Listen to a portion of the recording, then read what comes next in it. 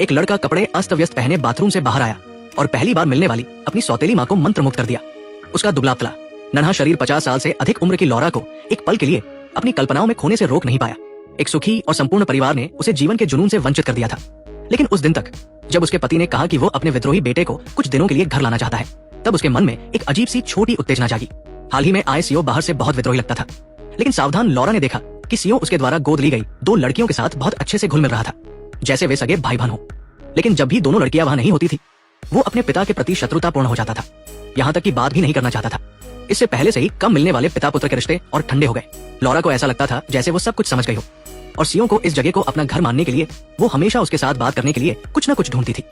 CO को भी अपनी सौतेली माँ से कोई नफरत नहीं थी। अपने पिता की तुलना में वो इस सौतेली माँ से ज्यादा बात करना पसंद करता था। यहाँ तक कि जब लौरा अलमारी से कुछ नहीं निकाल पाती थी, तो सीओ उसे देखकर मदद के लिए हाथ बढ़ाता था, जिससे लौरा को लगता था कि सीओ धीरे धीरे इस परिवार में शामिल होना चाहता है। उस दिन वे सब नदी किनारे तैरने गए। सीओ ने बर्गर उठाया और बड़े बड़े कौर लेकर खाने लगा। ये दृश्य देखकर लौरा को अपनी आंखों पर विश्वास नहीं हुआ, क्योंकि जब भी उसका पति आसपास होता था, सीओ आमतौर पर खाने से बचता था। उसे इतने लालच से खाते हुए उसने पहली बार देखा। सीओ का जवाब था कि जब भी वो अपने पिता को पास में देखता है, उसे घिन आती है और भूख मर जाती है। अब सबके फोन की बैटरी कितनी है, कमेंट में बताएं। एक ही बैटरी प्रतिशत वाले दोस्त बन सकते हैं। दोपहर की आरामदायक समय बिताने के बाद सीओ और उसकी सौतेली माँ के बीच की दूरी धीरे धीरे कम होने लगी। लौरा इससे बहुत खुश थी, क्योंकि जब भी उसका पति आसपास नहीं होता, सीओ एक सामान्य बच्चे की तरह खुशहाल हो जाता था। चूंकि उसके पास ज्यादा दोस्त भी नहीं थे, इसलिए वे दोनों निजी तौर पर धीरे धीरे एक दूसरे से परिचित होने लगे। हालांकि इस सौतेली माँ के सामने सीओ धीरे धीरे साहसी होता गया।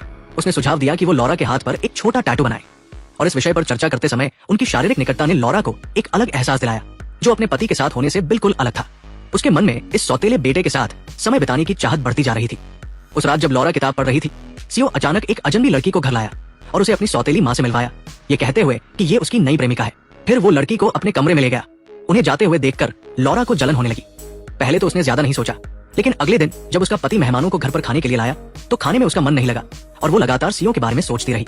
सीओ ने भी उसकी असामान्यता को भांप लिया और उसे बाहर 2 ड्रिंक लेने के लिए आमंत्रित किया। दोनों साइकिल पर सवार होकर घर से निकल पड़े। लौरा इस दुबले पतले सौतेले बेटे को गले लगाए हुए थी और उसके दिल में बहुत कुछ चल रहा था। बाद में लड़का अपने फोन पर खेल रहा था, लेकिन सौतेली माँ उसके कमरे में आई और उसे सुलाने की कोशिश करने लगी। उसे नहीं पता था कि उसकी छोटी छोटी हरकतें पास में बैठे बेटे से छिपी नहीं थी। दोनों अनजाने में एक दूसरे को चूमने लगे। जुनून खत्म होने के बाद सौतेली माँ को बहुत पछतावा हुआ।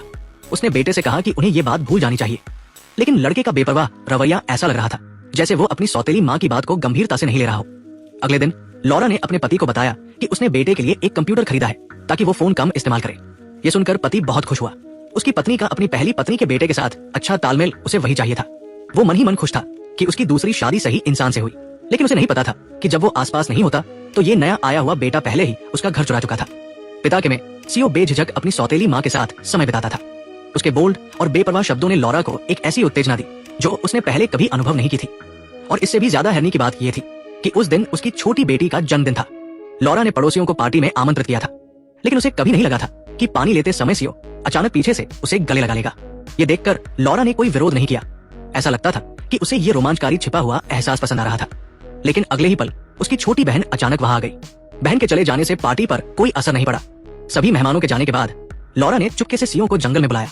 उसने गंभीरता से सीओ को बताया कि उनके बीच जो कुछ भी हुआ उसे यही खत्म करना होगा। परिवार की शांति बनाए रखने के लिए उन्हें पहले हुई बातों को भूलना होगा और कभी इसका जिक्र नहीं करना होगा, तभी उनका परिवार टूटने से बच सकता है। सीओ अपनी सौतेली माँ की बात को समझ नहीं पाया। उसका मानना था कि दोनों का साथ में खुश रहना ही सबसे जरूरी है और दूसरों की राय की परवाह करने की कोई जरूरत नहीं है। लेकिन चूंकि सौतेली माँ का फैसला पक्का था, तो वो उसे दोष नहीं दे सकता था। हालांकि अगली सुबह पति ने कहा कि वो सीओ को कुछ दिनों के लिए अकेले बाहर ले जाना चाहता है, ताकि उनके अस्वस्थ पिता पुत्र संबंधों में सुधार हो सके। ये सुनकर लौरा बाहर से शांत रही, लेकिन अंदर से घबरा गई, क्योंकि उसे डर था कि सीओ आवेश में आकर उनके बारे में सब कुछ बता देगा। और जैसा डर था वैसा ही हुआ। कुछ दिनों बाद पति घर लौटा और लौरा ने एक नजर में देख लिया कि कुछ गड़बड़ है। पति को शायद उसका रहस्य पता चल गया था। सौतेली माँ हर रात बेटे के कमरे में उसे सुलाने आती थी, और एक मौके पर पति ने ये देख लिया। दरअसल जब लड़का अपने पिता के साथ अकेले था, तो उसने सौतेली माँ से बदला लेने के लिए उनके बारे में सब कुछ बता दिया। लौरा नाराज होने का नाटक करते हुए मुड़ी और अपना सामान पैक करने लगी। इस बेभरोसे वाले घर को छोड़ने के लिए उसने परिवार के लिए इतना कुछ किया, और अंत में पति ने अपने बेटे की बात पर भरोसा किया, उस पर नहीं। फिर वो यहाँ क्यों रुके? अपनी पत्नी को इतना नाराज देखकर पति को बहुत ग्लानि हुई। उसे लगा कि वो इंसान नहीं है। इतनी समझदार पत्नी पर शक करना गलत था। अब उसे लग रहा था कि घर छोड़कर जाने वाला उसका बेटा होना चाहिए, जो हमेशा झूठ बोलता था। अगली सुबह उन्होंने सीओ को बुलाया। पिता ने उससे पूछा कि उसने सौतेली माँ पर इल्जाम क्यों लगाया। अगर वो अब सौतेली माँ से माफी मांग ले तो वो घर में रह सकता है, वरना उसे स्कूल वापस जाना होगा। पिता के ये शब्द सुनकर सीओ हक्का बक्का रह गया। उसे समझ नहीं आया कि सौतेली माँ ने क्या जादू किया कि पिता उसकी हर बात पर विश्वास कर रहा था। जब उसे लगा कि वो कुछ भी कहे पिता उस पर भरोसा नहीं करेगा, तो उसने अपनी दोनों बहनों से अलविदा कहा और स्कूल वापस जाने की तैयारी करने लगा। लेकिन बात यही खत्म नहीं हुई। उसी दोपहर सीओ फिर से सौतेली माँ के पास आया और उसे धमकी दी कि अगर उसने पिता को सच नहीं बताया तो वो उसे नहीं छोड़ेगा। लॉरा ने उसकी बात को गंभीरता से नहीं लिया। एक नाबालिग लड़के की बात पर कौन विश्वास करेगा? उसे नहीं लगा कि सीओ कोई हंगामा खड़ा कर पाएगा। उसने सोचा कि अगर उसके पास कोई हिम्मत है तो वो सब कुछ आजमा ले, वो सब झेल लेगी। लॉरा को लगा कि उसकी ये बातें सीओ को डरा देंगी, लेकिन हैरानी की बात ये थी कि सीओ ने उसे कोर्ट में घसीट लिया।